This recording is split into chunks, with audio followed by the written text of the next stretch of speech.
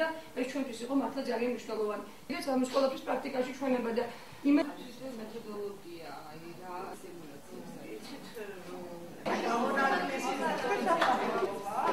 ავალისი შერასხმე.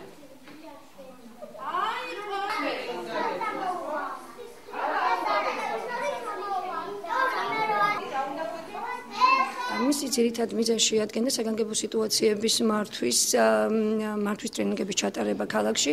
ქალაქში გადამზადდა 15 საბავშვო ბაღი, ამჟამად გადამზადდება კიდევ 10 საბავშვო ბაღი. ტრენინგები ჩატარდება შაბათ-კვირის რეჟიმში და მას ესწრება ქალაქის საბავშვო ბაღების სრული პერსონალი. ძირითადად მოგეხსენება დღეს არის თემატური სწავლება საბავშვო ბაღებში და ერთ-ერთ თემას წარმოადგენს საგანგებო სიტუაციების მართვა. პრევენცია იწყება სწორი ინფორმაციის მიღებით. ეს აუცილებლად უნდა იყოს დაიწყოს საბავშვო ბაღიდან და სკოლიდან.